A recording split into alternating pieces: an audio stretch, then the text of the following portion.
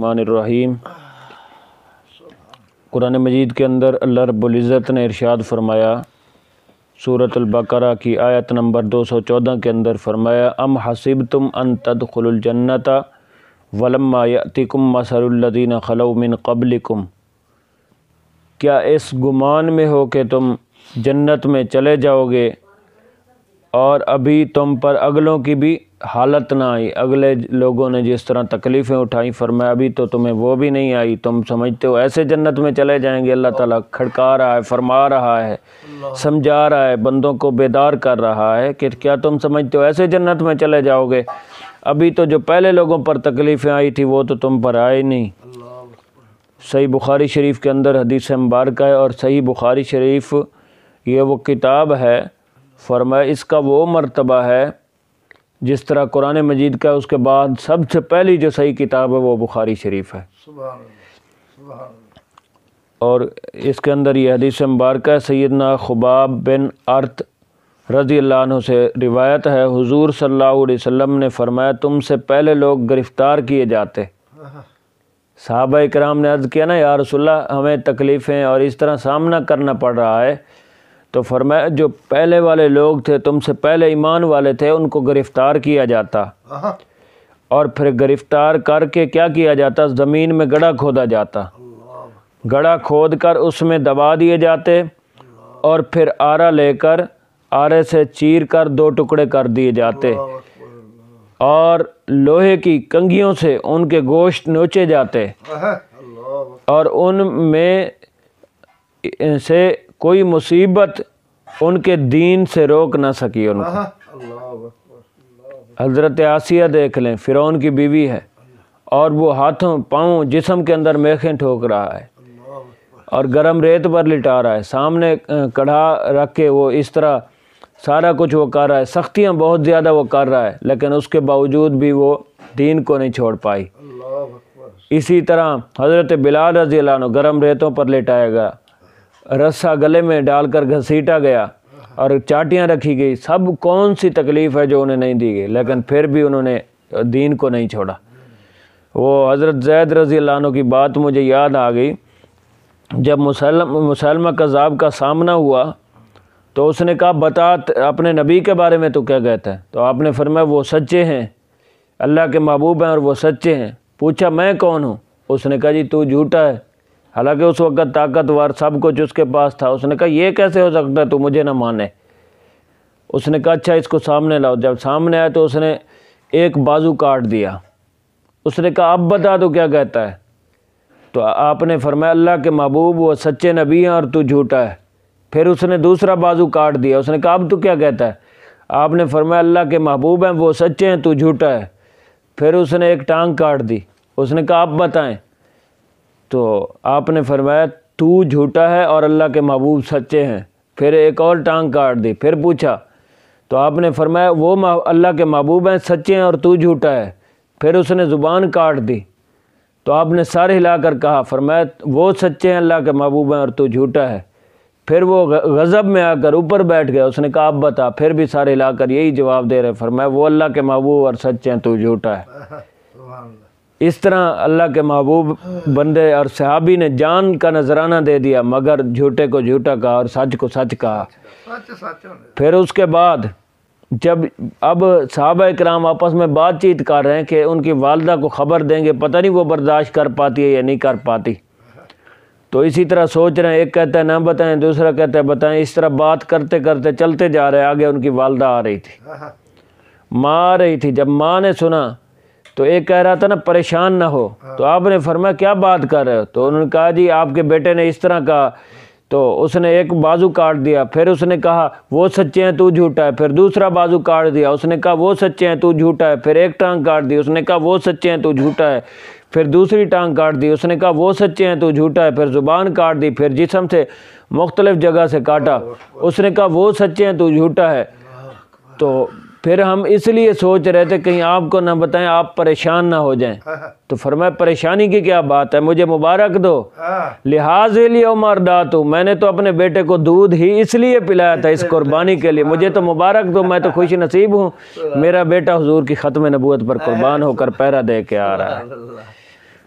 تو اس لیے یہ جو حجت الاسلام امام غزالی رحمۃ اللہ علیہ نے اس بات کو نقل کیا ہے احیاء العلوم شریف کے اندر، اور یہ وہ کتاب ہے جس کے بارے میں آتا ہے پہلے صفحے پر لکھا امام غزالی رحمۃ اللہ علیہ کہ جس کو کافر بھی پڑھے مسلمان ہو جائے۔ سبحان اللہ۔ اور یہ کتاب وہ ہے ہر سکول کالج کے اندر مدرسے کے اندر ہر گھر کے اندر پڑھی جانی چاہیے۔ جس کو کافر پڑھے مسلمان ہو جائے اس کتاب کا مرتبہ کیا ہوگا۔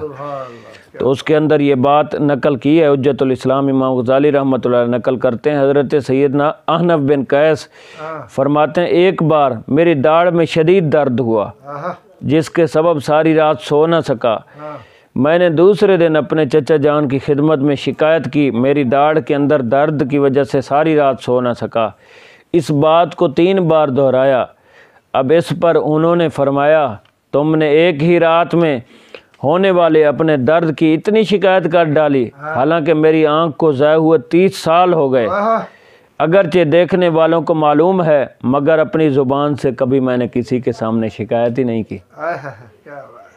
تو ایک حضرت حسن اس طرح کے صحابی ہیں، یا حضرت عمران رضی اللہ عنہ 30 سال بیمار ہوئے، اس کے بعد کوئی شکایت اللہ کی بارگاہ میں ایک دفعہ بھی دعا نہیں کی یا اللہ کہ مجھے صحت یاب ہو جاؤں، صحیح ہو جاؤں۔ تو پھر اللہ تعالیٰ کا سلام بھی اللہ تعالیٰ پوچھ رہا ہے، فرمایا بتا تیرا کیا حال ہے۔ تو اس لیے یہ جو تکلیف، یہ جو بیماری، پھر اللہ تعالیٰ بندے جس کے ساتھ محبت کرتا ہے اس کو دیتا ہے۔ سبحان اللہ۔ تو چیک کرتا ہے کہ بندہ میری محبت کے اندر کس طرح ہے۔ حضرت سیدنا ابن عباس رضی اللہ عنہ فرماتے ہیں رسول اکرم صلی اللہ علیہ وسلم نے ارشاد فرمایا جس کے مال یا جان میں مصیبت آئی پھر اس نے چھپایا، لوگوں کے سامنے اس کی شکایت نہیں کی کہ میں یہ تکلیف یہ مصیبت کے اندر ہوں، فرمایا پھر اللہ پر حق ہے اس کی بخشش کر دے اسی مصیبت کے ذریعے۔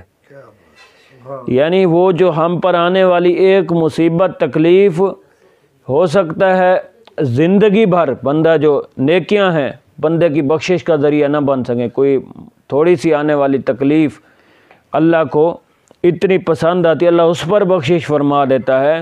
اب دیکھیں جہنم کا عذاب جب غور کریں تو 70 درجے اس آگ سے زیادہ تیز ہے۔ اس آگ کے اندر بھی بندہ ہاتھ کرے تو برداشت نہیں ہوتا، وہ اس سے بھی زیادہ تیز ہے۔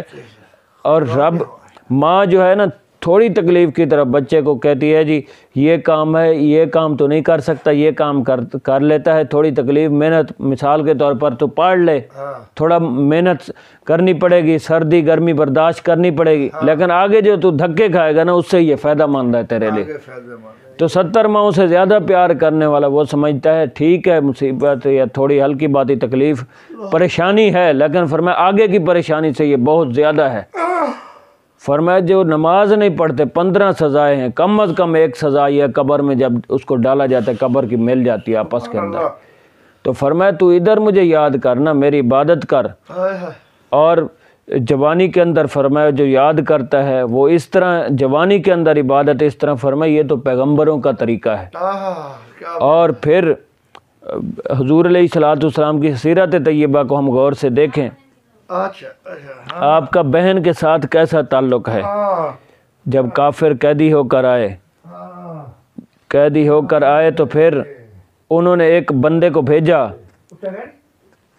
کر پھر انہوں نے سفارش کے لیے کہا اور خود چل کر آئی حضور علیہ الصلوۃ والسلام کی بارگاہ میں۔ جب چل کر آئی تو اس کے بعد آپ نے فرمایا بہن کس لیے آئی ہو؟ حضرت شیمہ رضی اللہ عنہ عرض کرتے ہیں حضور یہ جو کافر قید ہو کر آئے ہیں ان کو چھڑانے کے لیے آئی ہوں۔ تو آپ نے فرمایا میری بہن تو ادھر سے کسی کے ہاتھ پیغام بھیج دیتی میں ان کو چھوڑ دیتا، اتنا چل کے سفر کر کے کیوں آئی؟ کیسا خوبصورت تعلق ہے، بیٹی کے ساتھ کتنا پیارا تعلق ہے۔ جس وقت زندہ درگور کرنے والے لوگ اور اس طرح کرتے تھے، آپ نے فرمایا فاطمہ تو بدعۃ منی، فرمایا میری جو بیٹی ہے میرے جسم کا ٹکڑا ہے۔ اور پھر آپ آتی ہیں تو پھر کھڑے ہو کر بیٹی کا استقبال کرتے ہیں، اور جب آتی ہیں تو ماتھے پر بوسہ بھی دیتے ہیں، اور جب کھانا سامنے آتا ہے تو آپ کی آنکھوں سے آنسو جاری ہو گئے۔ فرمایا پہلے میری بیٹی فاطمہ کے پاس لے جاؤ، کتنے دن ہو گئے ہیں اس نے کھانا نہیں کھایا۔ کیسا تھا؟ پھر بیٹی بھی تو کیسے کام آ رہی ہے، جب حضور علیہ الصلوۃ والسلام پر اونٹ کی اجری پھینکی گئی، سجدہ کر رہے تھے، تو سب سے پہلے حضرت خاتون جنت فاطمہ الزہرا رضی اللہ عنہا ہاں وہ پہنچی ہیں اور وہ اجری بھی ہٹائی اور آنکھوں سے آنسو بھی جاری ہیں۔ تو اس لیے مشکل وقت میں پھر بیٹیاں کام بھی تو کیسے آتی ہیں۔ آتے ہیں، سبحان اللہ۔ اور پھر دیکھیں گھر والوں کے ساتھ کیسے تعلق ہے حضور علیہ الصلوۃ والسلام کا۔ جب حضرت خدیجہ رضی اللہ عنہ انہوں نے پیغام بھیجا حضور علیہ الصلوۃ والسلام کی بارگاہ میں کہ چادر چاہیے، تو آپ نے حضرت فاطمہ کو بھیجا، فرمایا پوچھو کس لیے چادر مانگتی ہے؟ تو اتنے میں پھر آپ خود آ گئے، عرض کرتے ہیں حضور یہ مجھے جو آپ کی چادر ہے، میں چاہتی ہوں جب مجھے موت آئے تو کفن اس کے ساتھ دیا جائے۔ سبحان اللہ۔ تو اب حضور کے الفاظ سنے، فرمایا لو اردت جلد کی، فرمایا اے خدیجہ یہ تو نے چادر مانگی، اگر تو جسم کی کھال مانگتی میں وہ بھی اتار کر دے دیتا۔ اور پھر جب شکایت کی حضرت ام المومنین عائشہ صدیقہ رضی اللہ عنہ کہ حضور آپ اس بوڑھی عورت کا اکثر ذکر کرتے ہیں، وجہ کیا ہے؟ اور بھی تو آپ کی گھر والیاں ہیں۔ فرمایا عائشہ چپ کرو، اس بوڑھی عورت کے بارے میں مجھے تکلیف نہ دو، جب مجھے سارے تکلیفیں دینے والے تھے وہ اس وقت میرا ساتھ دینے والی تھی، جب سارے لوگ میرا انکار کرتے تھے وہ میرا اقرار کرتی تھی۔ تو اس لیے حضرت عمر بن عبدالعزیز رضی اللہ عنہ دیکھ لیں کیسا تعلق ہے، ان کی گھر والی جو ہے ان کے آگے بھائی باپ اور جتنے بھی ہیں سارے حکمران ہیں، 7 پشتوں سے حکمرانی کرتے ہوئے آ رہے تھے، اتنی بڑی جائیداد اتنا مال جب آئی اب حضرت عمر بن عبدالعزیز کے پاس، تو آپ نے فرمایا اب ہم پر حکمرانی کا یہ جو بوجھ ہے، اب ایسے کر یا سارا مال رکھ لے یا مجھے رکھ لے۔ تو اس نے سارا جتنا مال تھا سارا بیت المال کے اندر جمع کرا دیا، جتنا مال تھا اللہ کی رضا کے لیے۔ تو یہ وہ دور تھا، پھر اللہ تعالی نے دیکھا 24 گھنٹے کے اندر نظام مصطفیٰ نافذ ہو چکا تھا۔ تو اس لیے حضرت عمر بن عبدالعزیز کیسے بادشاہ ہیں، جب ان کے پاس نصیحت کے لیے ایک بندہ آتا ہے کہ حضور مجھے نصیحت کر دے، فرمایا تیرا باپ زندہ ہے یا فوت ہو گیا؟ کہتا ہے جی میرا باپ تو فوت ہو گیا۔ فرمایا پھر چلا جا، جس کا باپ کا اٹھتا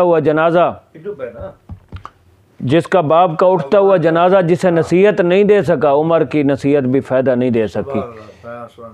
تو آج دیکھیں کتنے لوگ ہیں اس دنیا سے جاتے ہیں اور ہم اپنے ہاتھوں سے دفناتے ہیں اور آنکھوں سے دیکھتے ہیں، لیکن بندہ پھر بھی نصیحت نہیں پکڑ رہا۔